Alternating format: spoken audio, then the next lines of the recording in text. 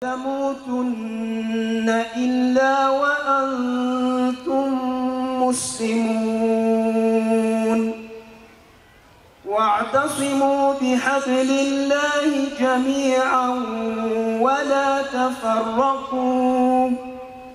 واذكروا نعمة الله عليكم إذ كنتم أعداء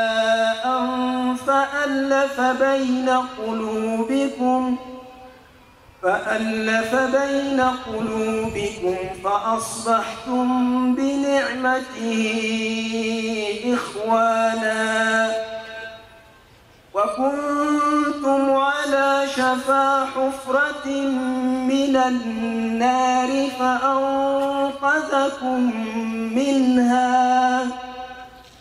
كذلك يبين الله لكم آياته لعلكم تهتدون ولتكن منكم أمة يدعون إلى الخير ويأمرون بالمعروف وينهون عن المنكر وأولئك هم المفلحون ولا تكونوا كالذين تفرقوا واختلفوا من بعد ما جاءهم البينات وأولئك لهم عذاب عظيم يوم تبيض وجوه وتسود وجوه فأما الذين اسودت وجوههم أكفرتم بعد إيمانكم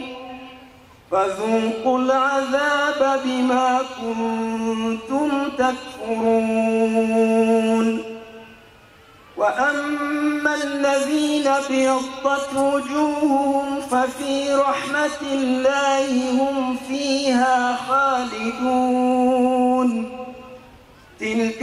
آيات الله نتلوها عليك بالحق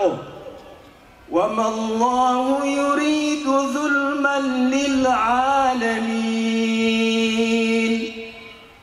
ولله ما في السماوات وما في الأرض وإلى الله ترجع الأمور.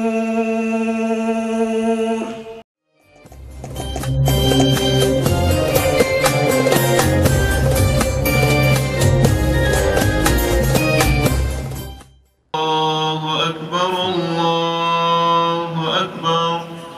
لا إله إلا الله الله أكبر الله أكبر لا إله إلا أكبر ولله الحمد الله أكبر كبيرا لا إله إلا الله